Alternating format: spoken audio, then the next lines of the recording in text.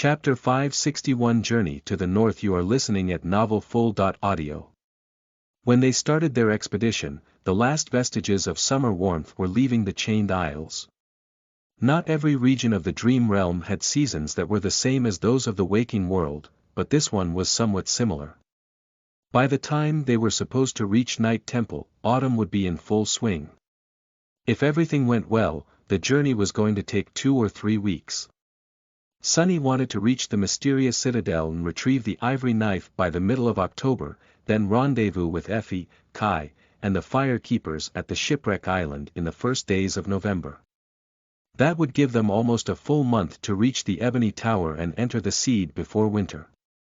Of course, in the Dream Realm, one could never put too much faith in any plan. Sunny felt reasonably confident in his ability to travel across Chained Isles, but he knew not to get arrogant. This was a wild and deadly land, one full of fearsome creatures and insidious threats. He had explored many islands and hunted down many abominations here, but even after 9 months of fighting and traveling across the region, Sunny was only well acquainted with the southeastern part of it, where the sanctuary of Noctis was located. He had never ventured west or north of the tier. The situation was only made worse by the fact that the closer one got to the vast emptiness at the heart of the Chained Isles, the more dire dangers they would face. To reach Night Temple quickly, Sunny and Cassie had to reach the tier and skirt around its edge, which meant that they would be moving through the most perilous area of the entire region. Not all was bad, though. Cassie had some of the knowledge that Sunny lacked, since the fire keepers had spent a lot of time in the northern reaches of the Chained Isles. He also had all the information copied from Mordred's map, which contained a detailed description of many places they were going to have to travel through. He was strong enough to face the dangers that awaited them there, and Cassie wasn't defenseless anymore. The two of them were enough. Most likely. These were the reasons why Sunny had decided to attempt the expedition without a full cohort. The following days proved that he had been right in his decision. Their journey was surprisingly smooth. The traversal itself provided no problems. Cassie was more than capable of moving from island to island without his help, which was a relief. Due to her second aspect ability and the quiet dancer, the blind girl was able to move through space with an adequate measure of accuracy. As it turned out, she also had an ascended charm that provided a powerful augmentation to a single echo, which she used on her rapier. With its help, the dancer could carry her weight for a short distance, which allowed Cassie to get to and off the chains with ease. The only drawback of the charm was that it ate through her soul essence rapidly, and she couldn't use it often or for too long. Of course, traversal was the least of their problems. As they traveled further into the heart of the Chained Isles, more and more nightmare creatures picked up their scent. That was where Sunny came in. With the help of Saint and, when needed, the Soul Serpent, he was able to deal with anything that dared to attack them. Cassie helped, too, but there was rarely anything for her to do. Sunny and his shadows were just too swift, cunning, and deadly. Their combined power was almost terrifying. That was not to say that the blind girl was useless. On the contrary, her presence was perhaps the single most important factor of why they were able to move toward their goal with such ease. Her great affinity to revelations, keen senses, and supernatural intuition complemented Sunny's battle prowess perfectly. It was almost disturbing how well they worked together, him scouting ahead and obliterating monsters, her guiding them through the maze of shifting aisles in a way that took them past the true horrors, the hidden hazards, and the crushing. The strangest part about all of this was that they didn't even talk to each that much, yet were able to achieve such a deep level of understanding. Most of the journey was spent in silence, with both of them preferring not to speak to another unless absolutely necessary. There was no small talk, no irrelevant conversations, and no friendly banter.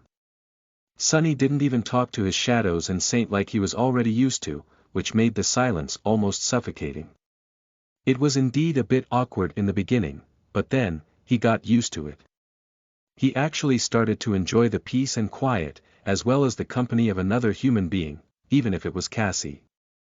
Their cooperation was efficient, seamless, and not burdened with emotions and other troublesome complications. An alliance of pure convenience. What was there to complain about? They traveled across islands that were barren and stark, and across islands that were lush with beautiful verdure. Across islands that teemed with vile abominations, and islands that were full of nothing but bones and ash. Across islands that were open and vast, and islands that were small and hid unseen dangers behind a veil of deception. It wasn't long before a day arrived when a dark line became visible far away, over the northern horizon. When Sunny first saw it, he stood motionlessly for a while, looking north with a dark expression. The Hollow Mountains. After so long, he finally saw them again. Every day after that, the black line grew bigger and closer. Soon, he was already able to discern individual peaks and the jagged shape of the mountain chain that pierced the sky, like the fangs of a colossal dragon. And on the day that the dark peaks towered above, shrouded in flowing mist, they finally reached Night Temple. Chapter 562 Into the Night. You are listening at NovelFull.audio.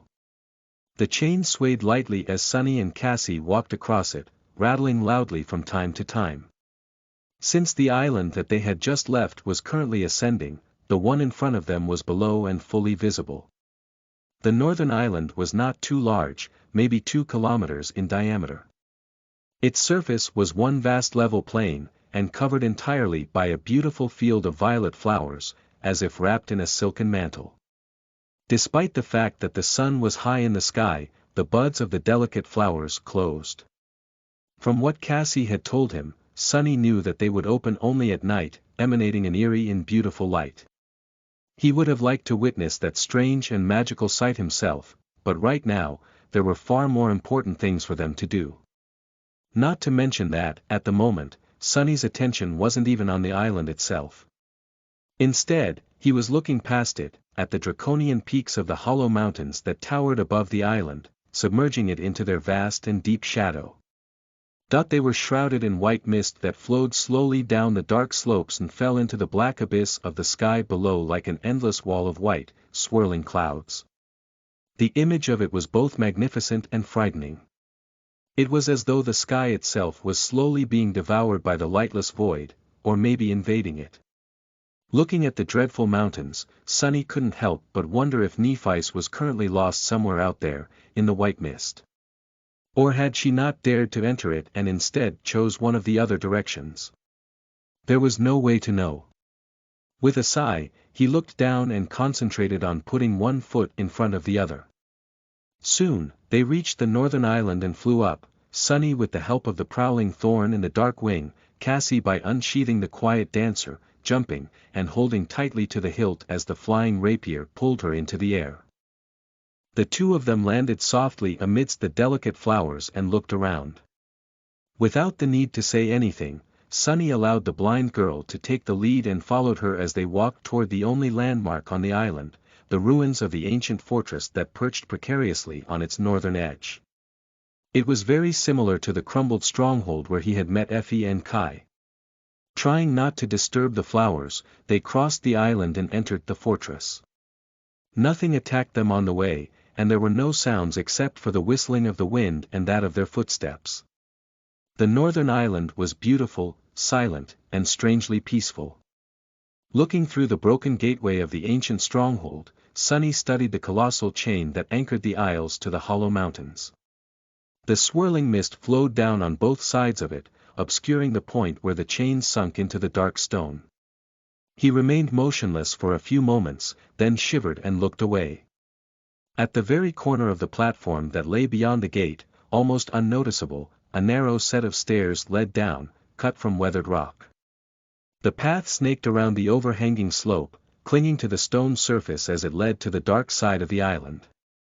Cassie put one hand on the stones and, tracing her fingers across them, cautiously stepped onto the stairs. Sunny followed, looking down with a dark expression.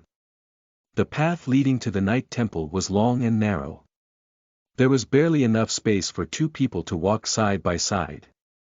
To his right was the stone wall of the island, and to his left was the bottomless dark abyss of the sky below. One careless step could spell a person's doom. The placement of the stairs was not accidental, as well. If an attacking force tried to lead an assault down the path, they would have had to fight the defenders one at a time, with the movements of the fighter's right hand being restricted by the slope. Range attacks wouldn't help much due to the curvature of the wall, too. In a place like that, one warrior could stop an entire army. They descended lower and lower, finally reaching the dark side after a long time. At the point where the slope turned almost completely horizontal, the stairs transformed into a strange hanging bridge that was attached to the stone surface above by rusty chains.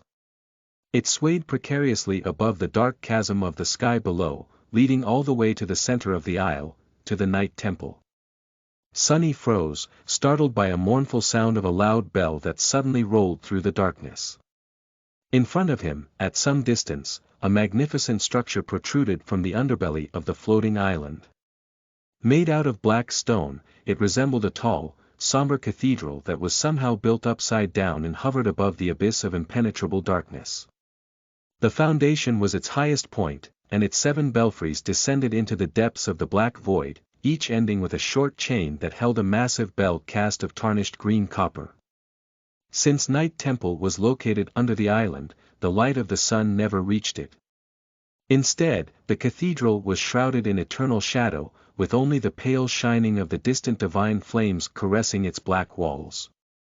In a strange reversal, the velvet darkness of the abyss and the scattering of false stars in its depths seemed like a vast night sky hanging above it. As Sunny watched, a second bell rang. He shifted a little and turned his attention to the narrow path, tracing its treacherous steps all the way to the massive iron gates of the cathedral. Cassie turned to him, lingered for a moment, and said, "Let's go. They've seen us." Sunny nodded and took a step forward. Night Temple waited ahead, its gates opened like a hungry mouth. Chapter 563 Lost Sentinels. You are listening at NovelFull.audio. As they walked toward the gates, Sunny asked quietly, "So, what happens now, exactly?" Cassie thought for a few moments before answering. "I am not sure. That depends on whether St. Cormac is inside the citadel or out exploring the Hollow Mountains. In any case, my standing should be good enough to at least get an audience with one of the masters overseeing the temple in his absence." She hesitated, then added, "If we are allowed inside, there are several rules you must follow. Outsiders aren't allowed to summon any memories or echoes inside the citadel. We can only go into the allowed areas, unless a master is escorting us. We may not speak with the inhabitants of the temple unless they address us first. Additionally, all items we bring inside have to be inspected." Sunny frowned. The rules were not only strange, but also strict and would put him at a disadvantage should anything happen. However, he remembered Sky Tide's warning. She told him not to break any rules inside Night Temple. "All right. I won't do anything risky unless absolutely necessary. Let's see how this plays out first." As they approached the ornate gates, 2 figures became visible standing on both sides of it. One was a man, and the other was a woman. Both sentinels were in their 30s and had calm, cold, dangerous eyes. So, these are the lost. It was Sunny's first time meeting their kind. In truth, there was not much difference between them and those awakened who had not lost their physical bodies. That was not to say that the sentinels were ordinary. Both radiated an imposing, overbearing aura. Just from how the lost held themselves, Sunny could tell that they were extremely experienced and fearsome warriors. Their armors were perfectly crafted, and their weapons had a dangerous luster, all clearly of a high rank. The pressure these sentinels exerted reminded him of the oldest and most deadly hunters of the Dark City, those who had survived long years of bloody battles in the hell of the Forgotten Shore.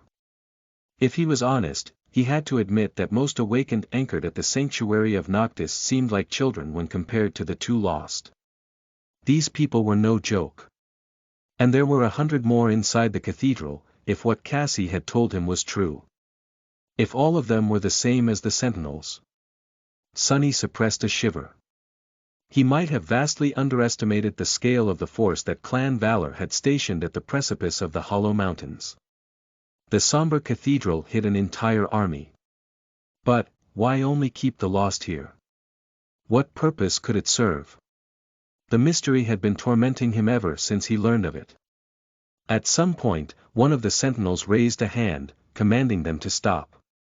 He studied both Sunny and Cassie for a while, and then said in a cold voice, "Lady Song of the Fallen, what a nice surprise to see you again. I hope that the other members of your cohort are well." His tone did not match the friendly words at all.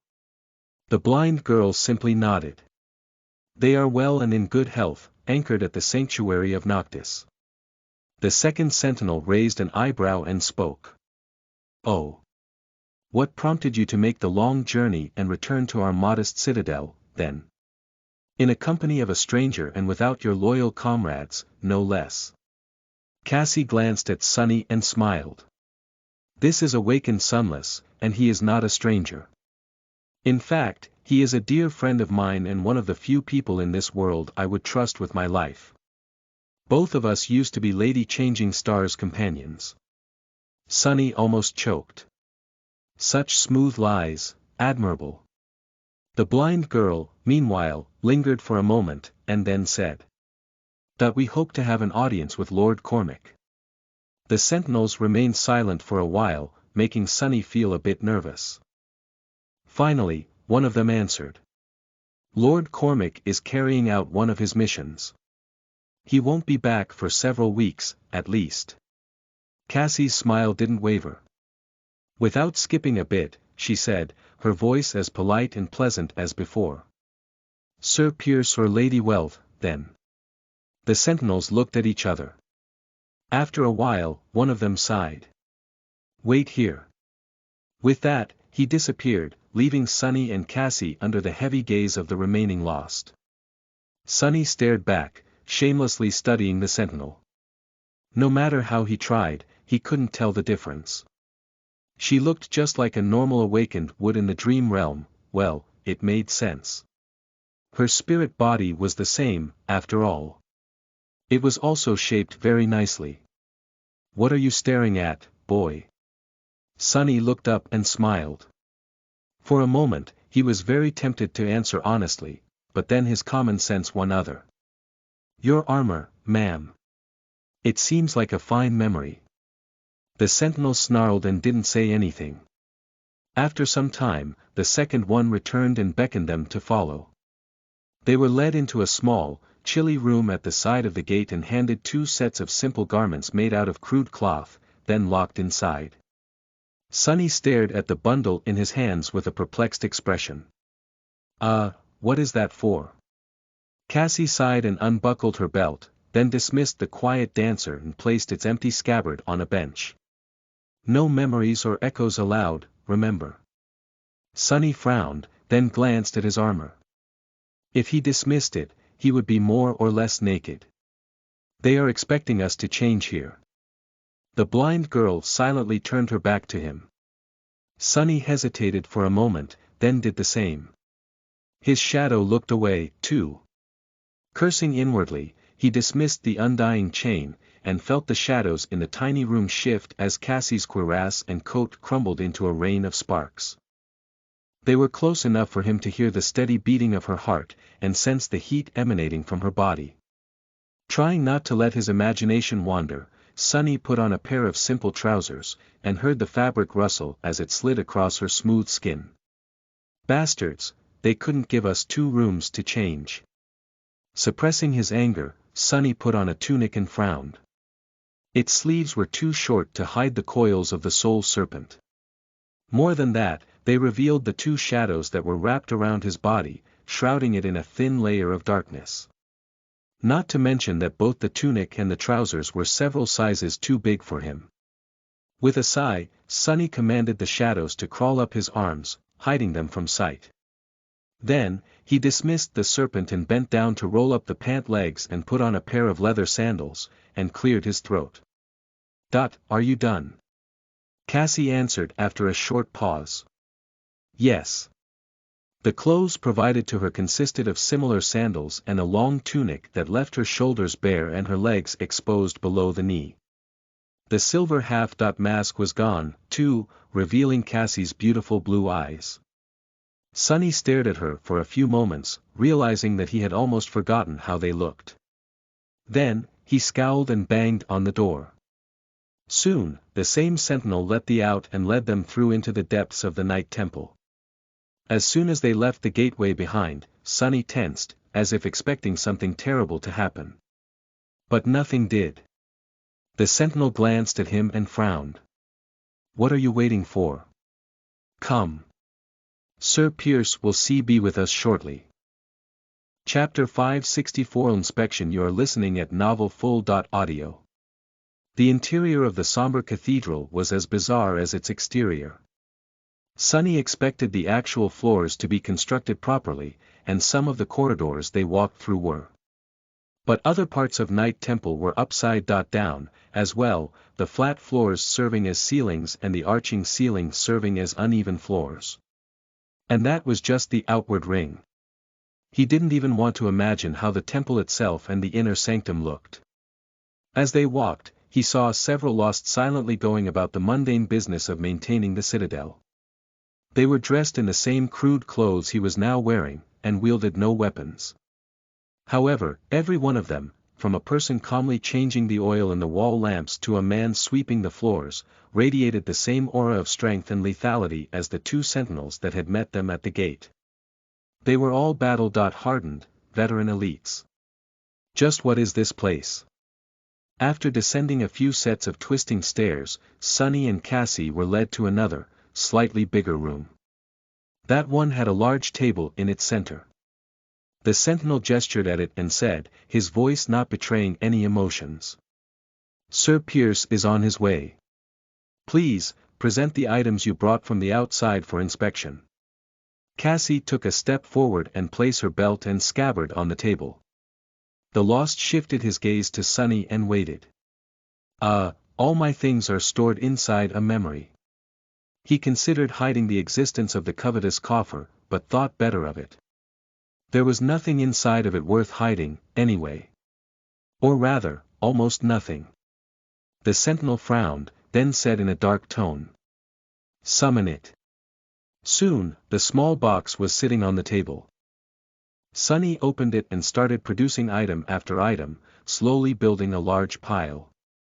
They were spices, cooking utensils, hygienic products, several packs of underwear, both male and female, which earned him a strange look, a piece of a broken mirror, a couple of soul shards, a folding chair, various snacks, packs of tea and coffee, and many more. As the pile slowly became larger and larger, the sentinel's face grew more and more incredulous. Finally, his eye twitched. "How much trash do you have in that box?" Sonny smiled. "Almost finished."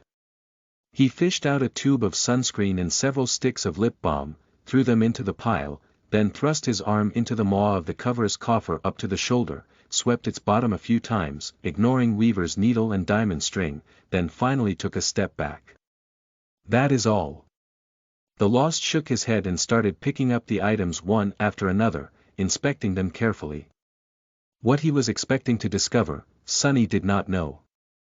At that moment, the door of the room opened, and a tall man with sharp features and steely eyes came in. His dark hair was cut short, and there was stubble on his cheeks. The man wore a scale armor forged out of lusterless blue steel, and held himself with the relaxed confidence of an experienced killer. Sonny didn't need an introduction to realize that he was standing in front of a master, and a powerful one, at that. Sir Pierce seemed to be less frightening than Morgan of Valor, but Morgan was barely older than Effie, while this man had a decade or two to sharpen his skill and accumulate battle experience. He was a knight of valor, still. Sonny harbored no illusions. In front of this monster, neither Cassie nor he stood a chance. Especially not while surrounded by an army of 100 awakened elites. Why am I thinking about this? We are here to talk, not fight. And they really needed this conversation to go well. Depending on how convincing they could be and how receptive Sir Pierce was, Sonny would either have to do things the easy way, the hard way, or abandon his plans to retrieve the second knife altogether. The sentinel greeted the master respectfully, and then continued to inspect the mountain of items Sonny had produced from the covetous coffer. Sir Pierce glanced at it for a moment, then turned to Cassie. Awakened Cassia. Welcome back to the Night Temple. Cassie bowed slightly. Sir Pierce. Sonny suppressed the desire to roll his eyes. It's like I am invisible. Both the sentinels and the formidable master had ignored his existence entirely, preferring to address the blind girl. Part of the reason must have been that they already knew her, but mostly it had to do with her status as a bearer of a true name. Well, it suited Sonny perfectly. He liked to remain as unnoticeable as possible. Sir Pierce and Cassie exchanged several pleasantries, slowly approaching the discussion of the real issue. Sonny listened attentively, knowing how much rode on this conversation. At some point, however, he got distracted. What was that? For a moment, he thought that he heard someone sigh deeply behind him. No, he definitely did.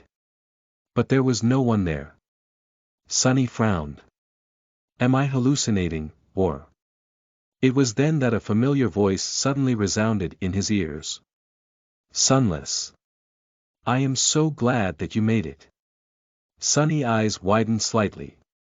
He looked at the sentinel, Cassie, and Master Pierce. None of them showed any sign that they had heard anything.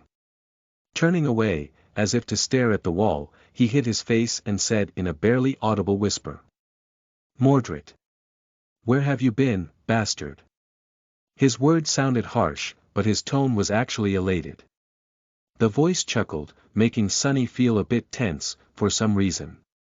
Was it just him, or did the mysterious prince sound a bit different? Me. Oh, actually, I was with you this whole time, watching as you traveled across the dream realm. I just chose not to speak. Sonny blinked a couple of times. A heavy, cold feeling settled in his chest. Something was wrong. Very, very wrong. You chose not to speak. Why? Mordred remained silent for a few moments, then said in his usual pleasant tone.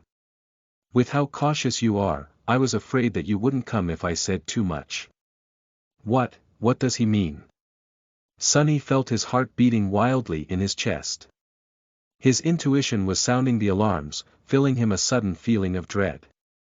Fooled, was I fooled? Come where? Here, to the Night Temple. At that moment, the sentinel picked up the piece of the broken mirror from the pile. Mordred spoke again, his voice still friendly, but suddenly much colder and deeper beneath the surface. Like a dark and restless ocean hiding under a thin veil of mist. Indeed. Thank you for bringing this piece of mirror to me, Sunless. I am very grateful. Sir Pierce casually glanced at the sentinel while responding to Cassie. His gaze stopped at the mirror.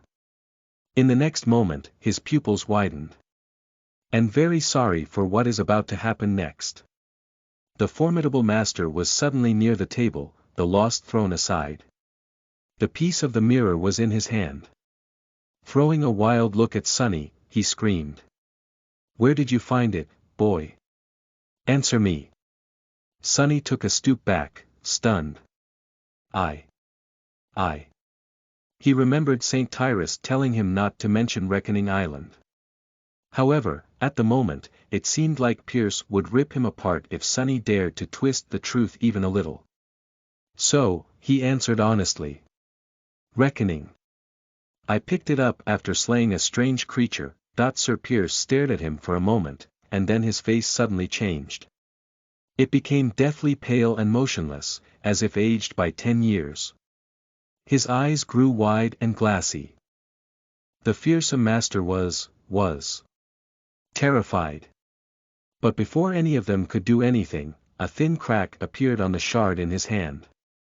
And in the next moment, all Sonny could hear was the sound of breaking mirrors. Chapter 565 Unleashed. You are listening at novelfull.audio. Sonny flinched as the sound of shattering mirrors filled his ears. No one else seemed to react to it, though, and a moment later, as the cracked piece of glass in Master Pierce's hand exploded into a rain of shards, the sound abruptly disappeared. The fearsome man shuddered. No. What is happening? Sonny took a step back. Things were happening too fast, and he couldn't comprehend the situation yet. All he knew was that his heart was cold, and his mind was overwhelmed by a premonition of something ominous, dreadful, and disastrous happening. He had been fooled, he had made a mistake. Cassie shifted slightly, tilting her head with a tense and confused expression. In the next moment, Pierce swiftly turned to the sentinel, his face still pale and terrified, but now also full of grim resolve. His voice, which had been so confident just a few moments ago, now sounded panicked. Seal the temple. Destroy the gateway. Go, now. We can't let that thing escape. Sonny's eyes widened. Destroy the gateway. What the hell does he mean? And what thing he was talking about? The sentinel didn't seem to have these questions. Pierce's terror had spread to him like an infection, but the man simply nodded and darted out of the room without letting fear slow him down. Cassie took a step back to let him pass, then asked tensely. Sir Pierce. What is going on? As though reminded of their presence, the master turned around and threw a dark, menacing look at Sonny.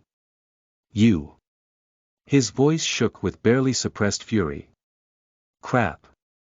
Sonny thought about summoning the cruel sight, but before he could even move, the tall man was already beside him, grabbing him by the shoulder. If it wasn't for the bone weave, Sonny's clavicle might have cracked from the terrible pressure. With his other hand, Pierce grabbed Cassie, causing her to yelp in pain. I'll deal with two of you later, there's no time. Next thing Sonny knew, they were being dragged out of the room. He threw a regretful glance at the pile of his belongings that was left laying on the table, stared at the covetous coffer for a moment, and then turned away. What to do, what to do? The situation was clearly out of his control now.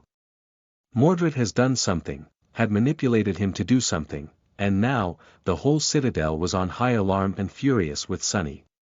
Whatever it was that the mysterious prince had used Sonny to achieve, it was bad enough to terrify a master and justify the irrevocable destruction of a precious gateway. So, there were two questions. Should I try to fight my way out? And, should I also be terrified of the thing that Mordred unleashed? Suddenly, another thought occurred to Sonny. Or is Mordred himself that thing? His heart grew even colder. There was not enough information to answer the second question, but the first one was rather easy. Sonny was strong, but not nearly strong enough to fight two masters and 100 deadly elites, especially not on their home ground. Plus, both he and Cassie had status, even a great clan wouldn't dare to make them disappear without proper cause. I need more information first. Let's see how this plays out and make a move if the circumstances demand it. So, he didn't struggle as Master Pierce dragged them into the corridor. Outside the small room, the citadel that had been peaceful and somber before was not in a state of pandemonium. Several lost darted past them, their shadows dancing on the black walls in the orange glow of the ornate oil lamps. Sonny could see motion and sense hurried, but orderly movement in every direction. Unlike before, each inhabitant of the temple was now clad in armor and wielded deadly weapons. They were swift and disciplined, like professional soldiers that were preparing for war. And there was an army of them. But, despite all that, was it nervousness he felt behind the facade of calmness the lost showed?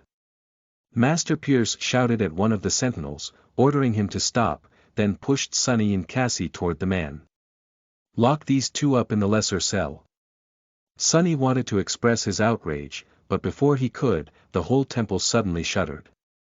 A few moments later, a deafening sound wave rolled through the corridor. The gates, they have closed them. But it wasn't as simple as that. Since they were still in the outward ring of the citadel, his shadow sense had been somewhat able to reach into the emptiness beyond its outer wall. But as soon as the gates closed, that changed, as though the temple was now completely cut off from the outside world. It was now sealed, with them inside. The sentinel silently grabbed the two of them and dragged them away. Staggering and trying not to fall, Sunny threw a glance behind his shoulder. The last thing he saw was a woman with beautiful red hair appearing before the fearsome master. She wore a simple black tunic and leather vambraces, her shins protected by a pair of greaves. The woman's face was grim and full of tension. Pierce. What the spell happened? A moment later, the two disappeared behind a turn of the corridor. This must be Master Welv. The Lost swiftly dragged them through the disorienting maze of corridors and stairs. They were descending lower and lower, most likely heading toward one of the cathedral's belfries. His expression was dark and severe, and for a good reason. Everywhere they passed through, the inhabitants of the Night Temple were busy preparing for battle. It was as though they were expecting to face a terrifying siege. The threat, however, didn't seem to be coming from the outside. Instead, most of the Lost were rushing deeper into the temple, toward its inner sanctum. It wasn't long before they heard screams. The sound traveled through the confusing interior of the cathedral in a strange manner, so it was hard to say from which direction the screams came. They seemed distant, and yet, Sunny couldn't help but feel his blood run cold. These chilling wails were full of indescribable agony and terror. He knew the type too well. These were the screams that humans let out when they were not only horribly hurt, but also maimed, knowing that their lives were either over or would never be the same. The sentinel in charge of them stopped for a moment. His face grew ashen, and without saying a word, he continued to drag them toward a heavy metal door at the end of a long corridor. The Lost used an elaborate key to open the door, and then pushed them inside. Sunny and Cassie found themselves in a circular chamber that had a tall ceiling, or rather, a tall floor, since it was built in reverse. The domed ceiling of the chamber was actually beneath their feet, sloping down like a deep crater. In the center of the cell, a large iron cage stood, each bar of it as thick as a man's arm. Strange runes were inscribed all around the cage, circling it entirely. What the? A moment later, the sentinel unceremoniously pushed them both in the backs, causing Sunny and Cassie to roll down the slope of the dome and through the door of the cage, which he then promptly closed. It locked with a loud click, cutting their way to freedom. No way. Sunny rose to his feet, turned around, and watched as the Lost left the room and shut the door behind him. For a few moments, they were left in absolute silence. The room was dark, with only a single oil lamp burning on the wall near the exit. Its orange flame trembled and danced, barely managing to keep the shadows at bay. Sunny gritted his teeth, then kicked the iron bars with all his might and screamed in anger and frustration. Damn it! Damn it all! Behind him, Cassie slowly stood up, then swayed a little. Sunny. He turned to her and snarled. What? The blind girl grimaced. Something is wrong. I feel. Sunny stared at her for a few moments, then blinked and looked outside the cage. The runes surrounding it were slowly starting to emanate an eerie, dangerous blue glow. Chapter 566 Imprisoned. You are listening at NovelFull.audio. Sunny looked at the runes. Their eerie glow was swiftly growing brighter and brighter, drowning the chamber in a ghostly light. Slowly, a deep frown appeared on his face. Then, suddenly, his eyes widened. Crap. But it was already too late. The runes shimmered, and in the next moment, he felt his reserve of shadow essence plunging. It was as though something was draining the essence out of his soul with terrifying speed. At the same time, the range of shadow essence diminished even further, becoming limited by the size of the cage. The gloomy shadow recoiled, trying to get away from the shining runes. Sunny hurriedly tried to summon the cruel sight, but he was a second too slow. Before the spear could form itself from the sparks of light, his essence ran dry, and it disintegrated before assuming a physical form. Damnation! He looked helplessly at the bars of the cage and clenched his fists. This was indeed a jail cell built to contain Awakened. Without shadow essence, he wouldn't be able to use shadow step to escape. More than that, he couldn't summon memories anymore, manifesting them into reality demanded essence, as well, even if it was a tiny amount. The same went for echoes, and even shadows. He also felt weak, and was only going to grow weaker in the coming hours. Without essence circulating through his body, Sunny's strength was vastly diminished. Whoever created this damned cage really knew what they were doing.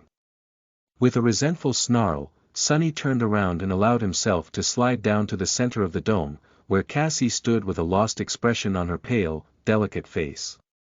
Raising one hand awkwardly, she tentatively moved it through the air around her and whispered. "That I am blind again."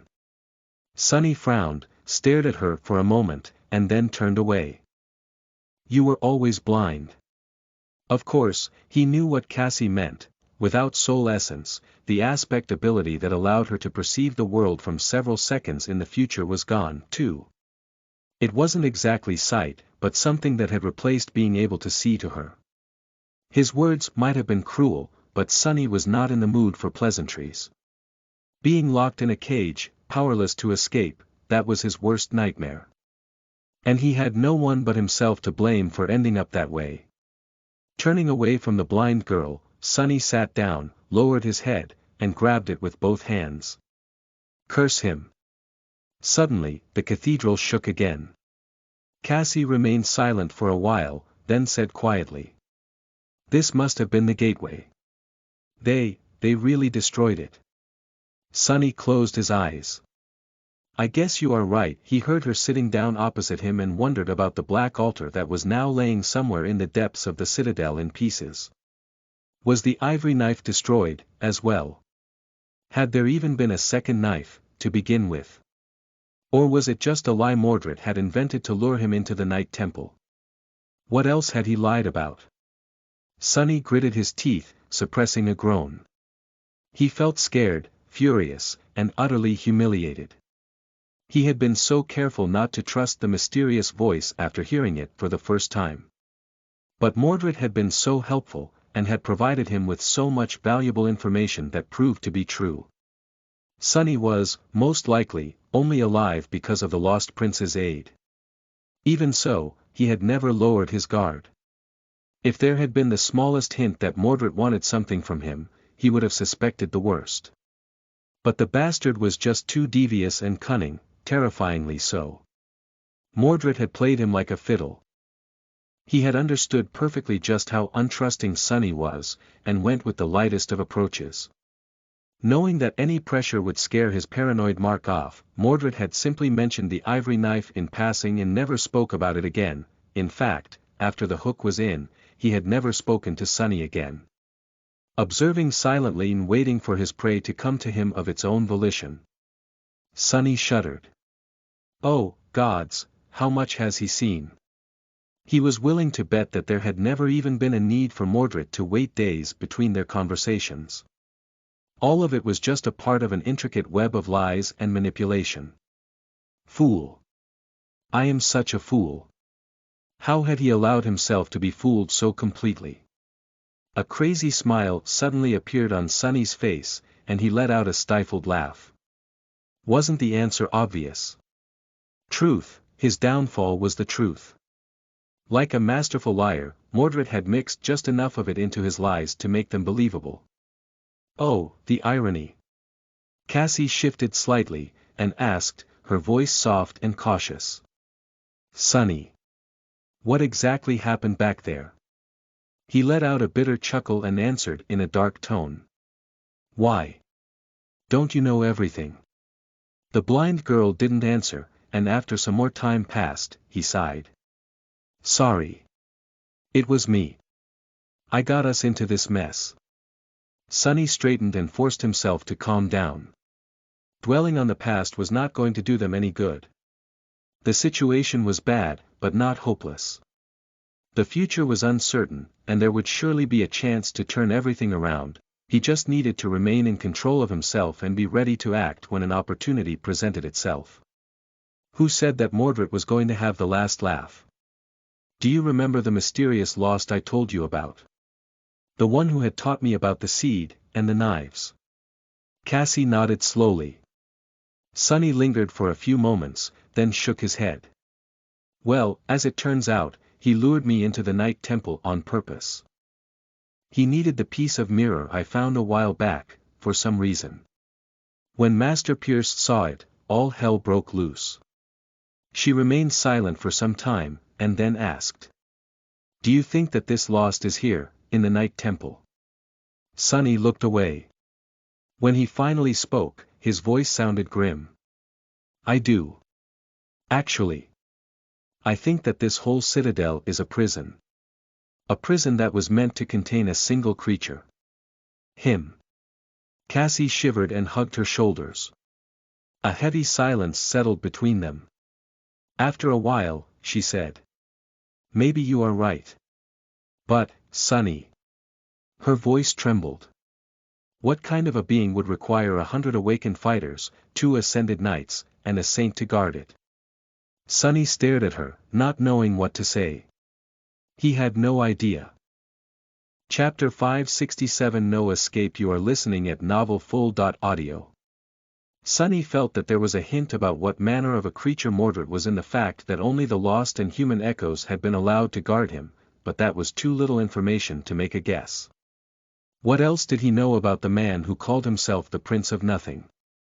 He was reasonably sure that Mordred was a human, or at least had been once, at some point. A nightmare creature could fake a human voice, but not the knowledge of the waking world that Mordred had shown.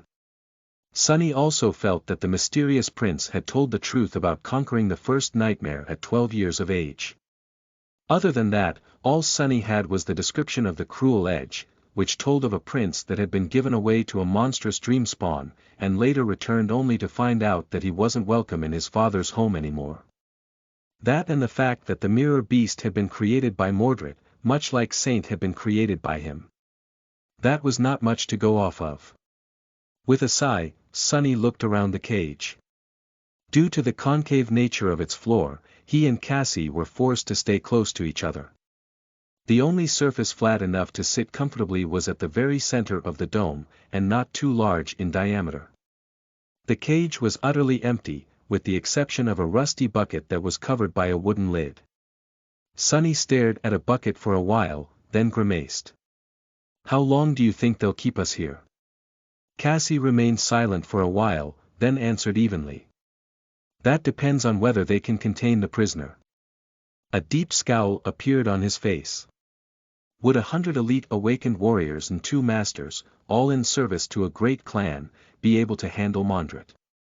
Before today, he would have said yes without a moment of hesitation. No matter how powerful the mysterious prince was, how could he contend against an entire army? But after seeing the terror on Sir Pierce's face and how nervous the lost were, Sonny wasn't so sure anymore. And what would happen if Mordred somehow prevailed? Would they be safe?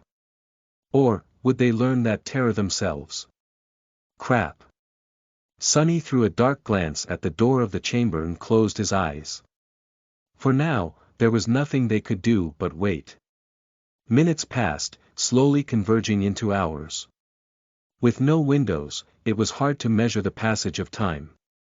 Sonny and Cassie mostly remained silent, partially because each was preoccupied with their own thoughts, and partially because there was nothing useful they could say. The night temple shuddered several more times, but these tremors weren't as strong as the first 2. Sonny silently meditated, feeling the shadow essence dissipate from his muscles and his strength slowly diminishing.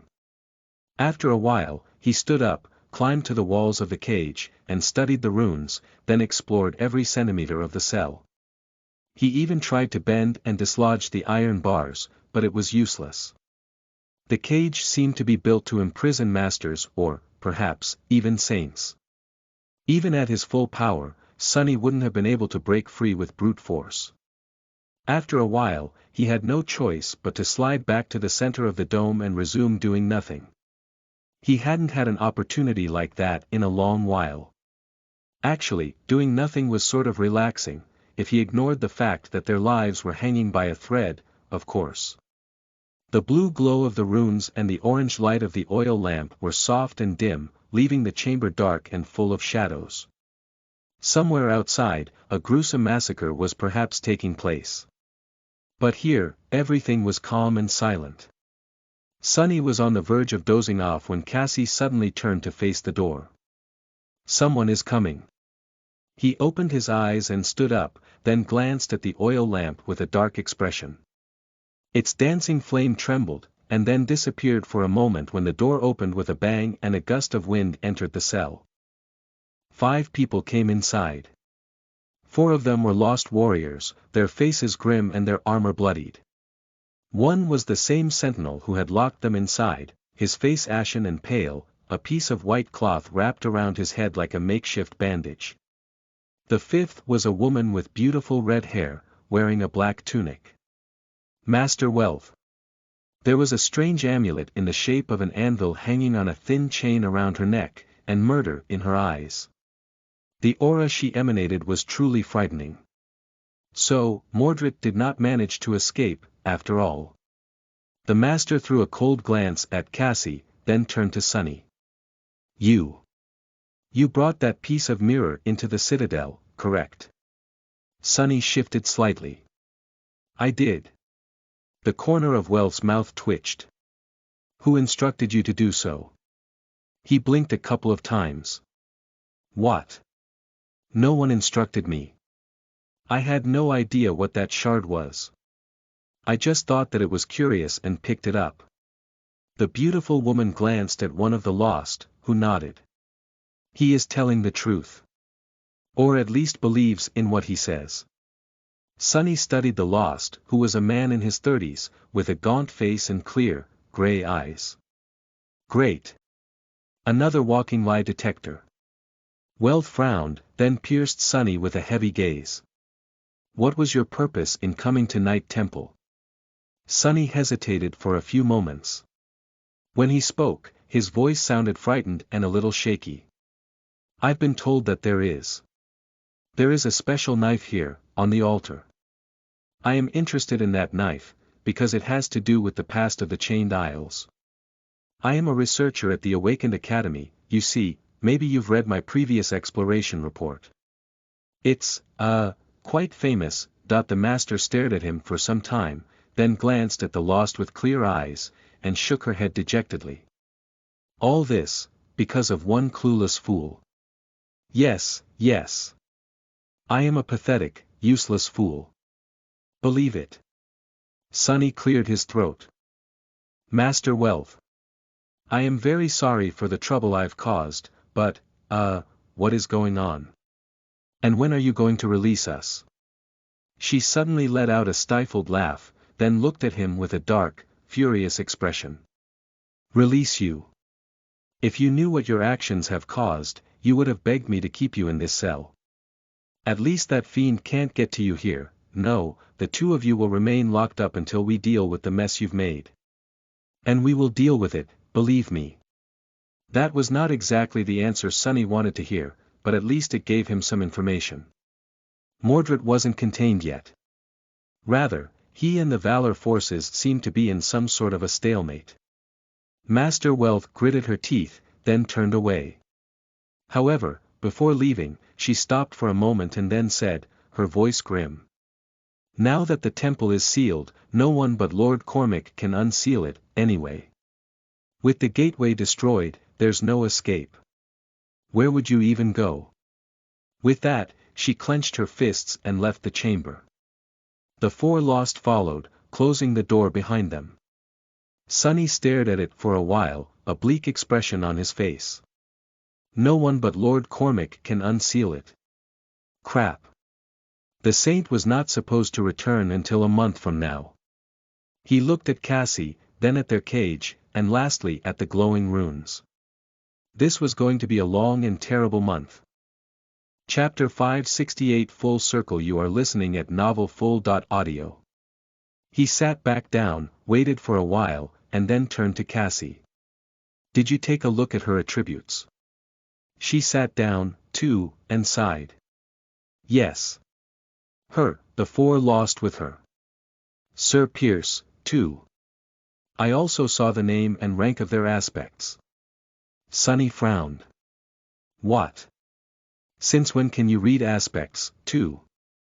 The blind girl shrugged. Since my awakening. He stared at her for a bit.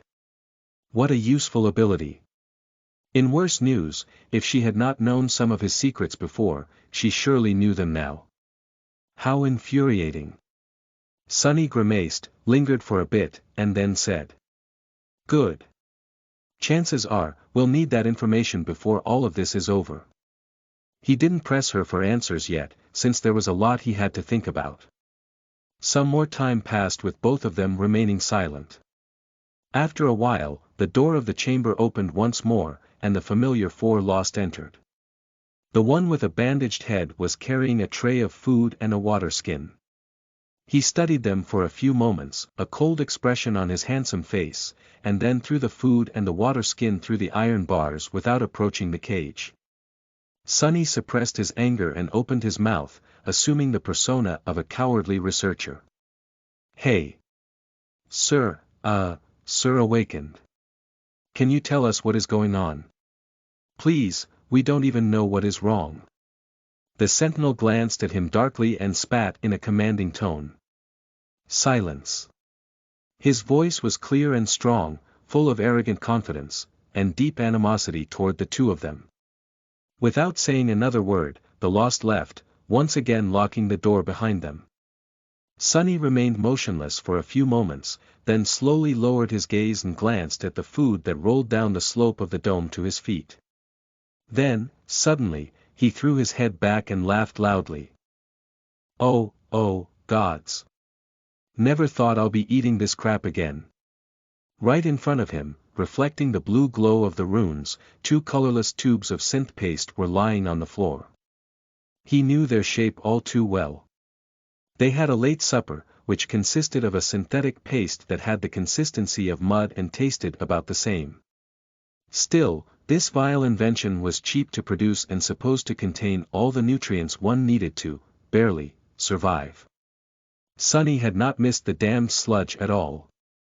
In the outskirts, the easiest food to get was called a universal ration pack. Or simply a rat pack. It contained a tube of synth paste, a cheap water filter, and several dry, tasteless crackers. This was what he mostly ate before becoming an awakened, so now, Sunny felt as though his life had come full circle. Such irony. After a while, tired and weak without the essence sustaining their bodies, they decided to sleep. The flat space in the center of the cage was so small that Sunny and Cassie had to settle with their backs against each other.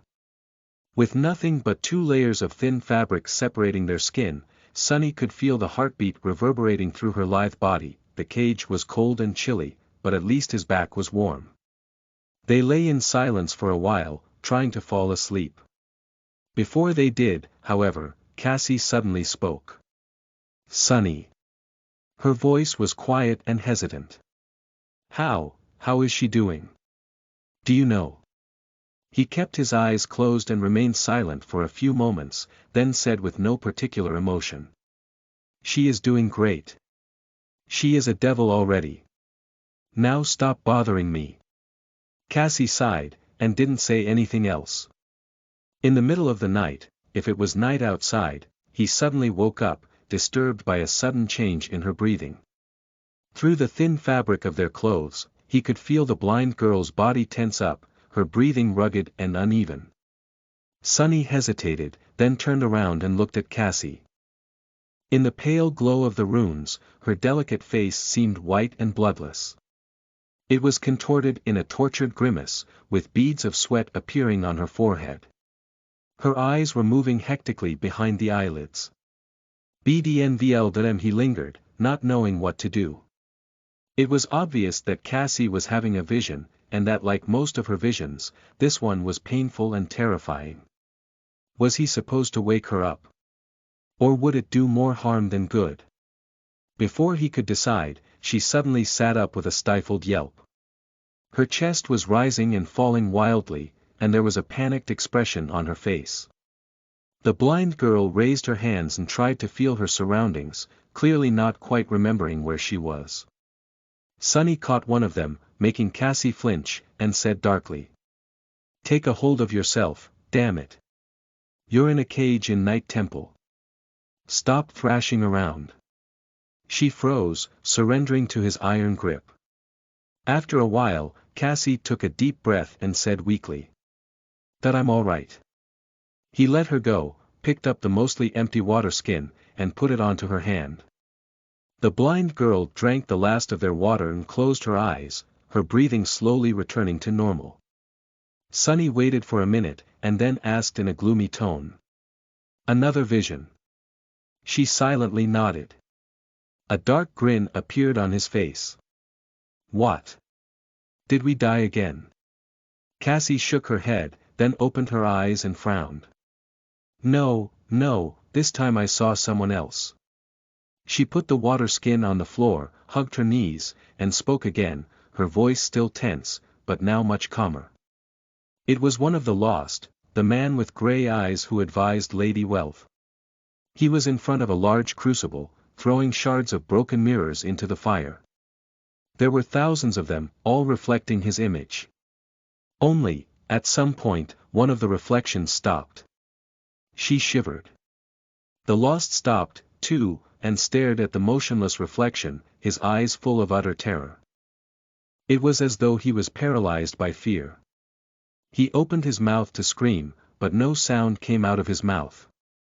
After that, he didn't move anymore, but the reflection finally did. It raised its head, and smiled. Cassie grew silent, and then added, her voice trembling. "That smile filled me with so much dread that all I could think about was to run away. But I couldn't.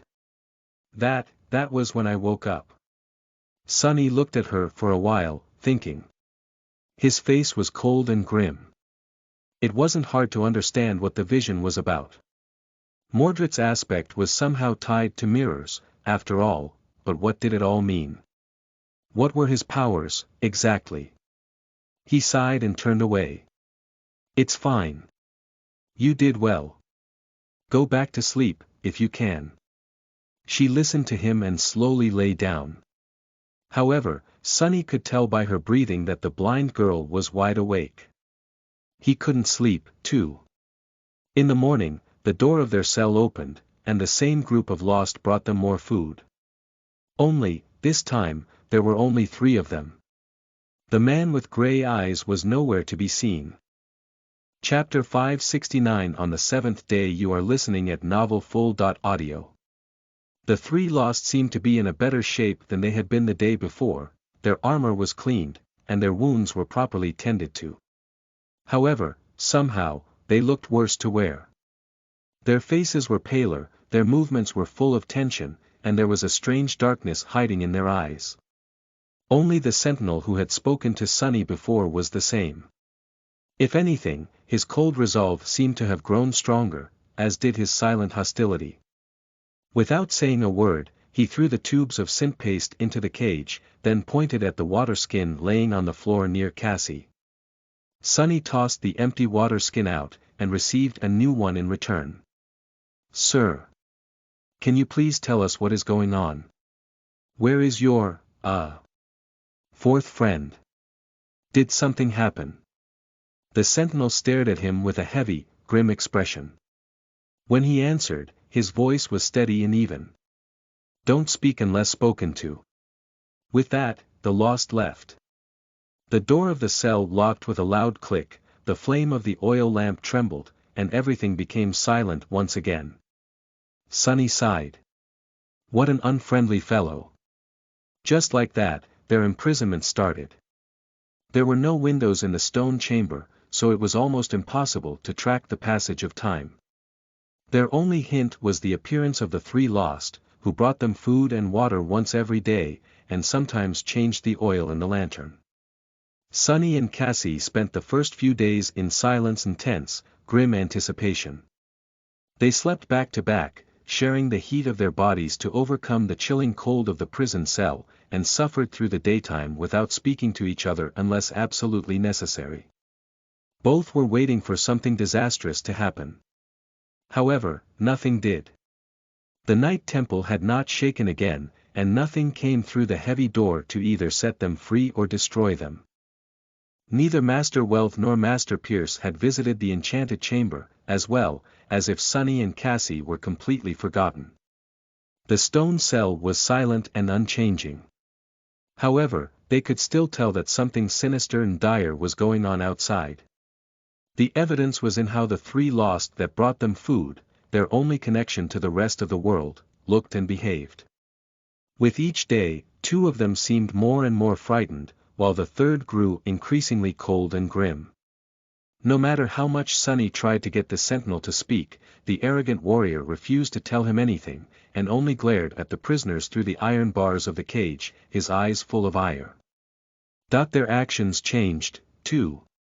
If before all three used to look at Sunny and Cassie while delivering the food, now only the sentinel did. The other two stood facing the door, their weapons drawn. Sometimes, their hands were trembling.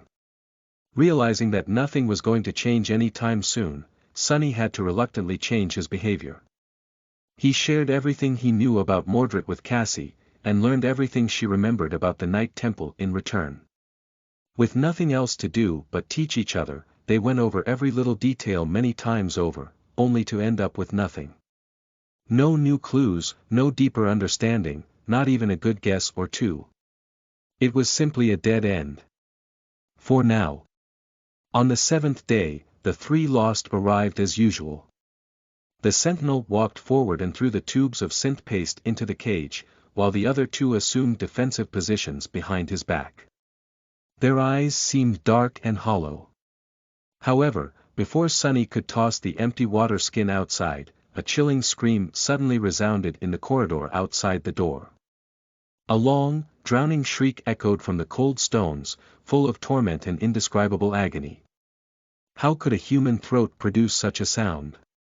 The lost tensed and gripped their weapons, one of them taking an involuntary step back. The sentinel snarled and pushed the man in the back.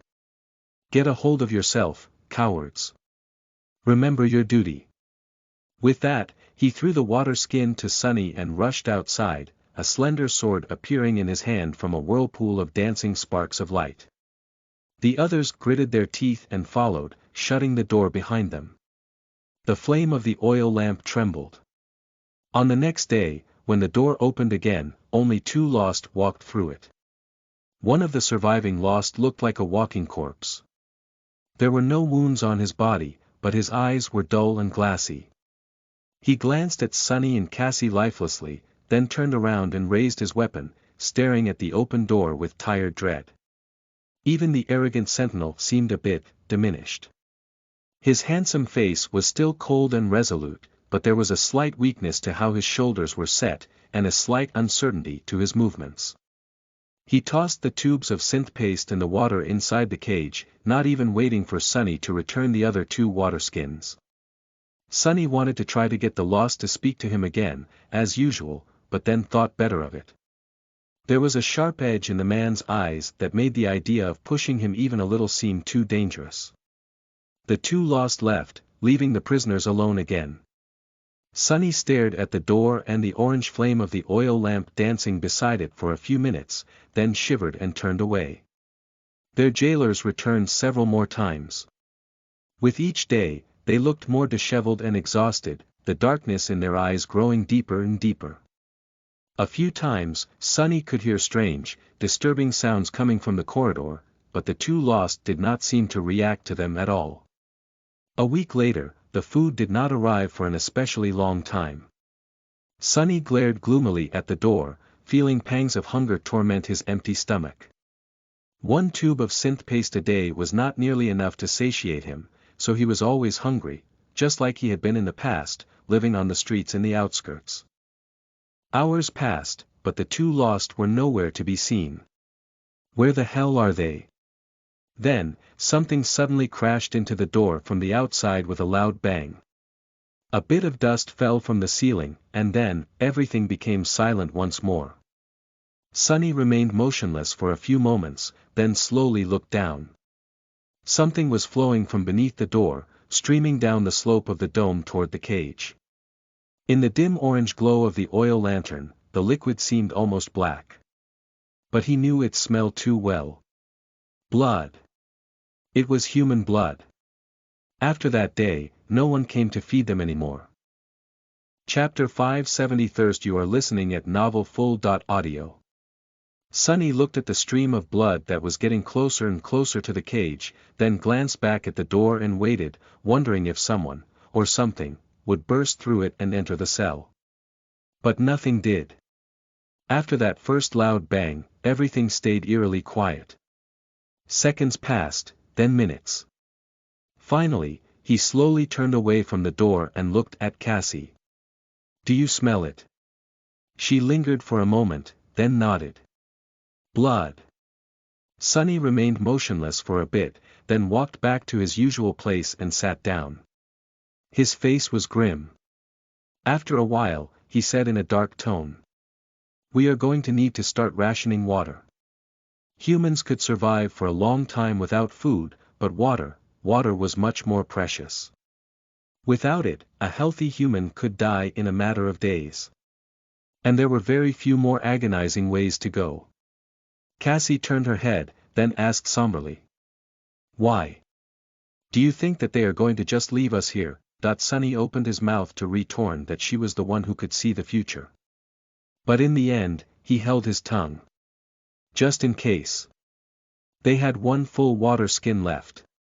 As awakened, they would also be able to last longer without water than mundane humans, especially Sunny, whose body was strengthened by 3 cores, blood weave, and his shadows. But would that be long enough? There was no way to know. He closed his eyes and exhaled slowly, then tried to meditate. Time crawled slowly. Their hunger grew, but no one came to bring them food.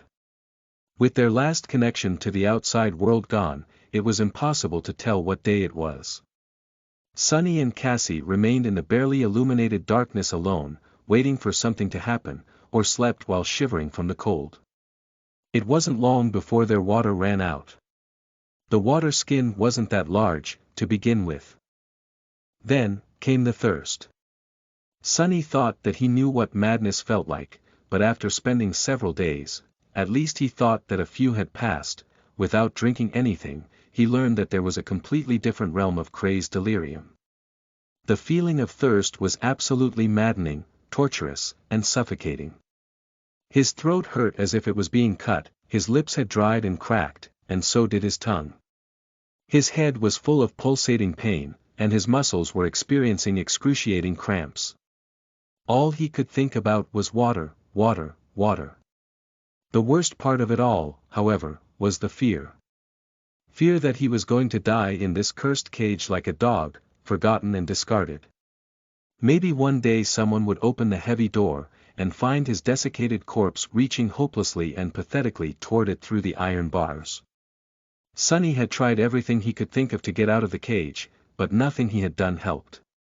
The only result was that his condition worsened even further. By then, his throat and mouth felt as though they were on fire, and his entire body ached terribly. He felt weak and lethargic, and his vision was starting to blur. Sunny spent most of his time staring at the orange flame of the oil lamp, because it was more or less the only thing he could see clearly. Then, it disappeared, too. The stone cell became even darker, with only the ghostly, dim glow of the runes illuminating the iron bars of the cage. The oil ran out. Sunny closed his eyes. Was it really hopeless? No, he couldn't give up, he refused to. In all this suffering and despair, the only thing that kept him somewhat sane was the fact that Cassie was right there with him, going through the same hell. At least he wasn't alone. Despite all the complicated emotions and the heavy burden of past sins, sharing his pain with someone had made if not bearable, then at least a little easier. Neither of them would have been able to endure the agony and the terror of not knowing whether they were going to live or die, the fear of the unknown, alone. But together, the two of them managed to persevere, somehow. Maybe just to not let the other see them break first. Sonny didn't know how many days had passed since the flame of the oil lantern died out. Time lost its meaning a while ago. All he knew was the thirst, the pain, and the stubborn, spiteful will to hold on just a little bit longer. At some point, he opened his eyes in the darkness and stared at the blurry blue glow of the sorceress runes. Then, he turned his head and looked at Cassie, who was sleeping in his arms. There was a sound coming from behind the door. Sonny wanted to tell Cassie to wake up, but his throat was so dry that no sound came out of it. All it did was bring him more pain. He gritted his teeth, then shook her gently, waited for her to open her eyes, and carefully placed a finger on her lips. He wanted her to remain quiet. The blind girl hesitated for a few moments, then nodded. They let go of each other and shakily rose to their feet. By that point, the faint sound became more clear. It was as though something sharp was scraping against stones as it was being dragged across them slowly. Scrish, scrish, skrish, skryish. The haunting, grating sound was drawing closer and closer. Finally, it reached to just beyond the cell and stopped abruptly. Then, they heard another scrape, this one much smaller, and the click of the door's lock. It opened, and Sonny saw a blurry silhouette standing at the threshold of the stone chamber. Blinded by the thirst, he could tell who, or what, it was, but the smell of blood was back. Only now, it was much, much stronger.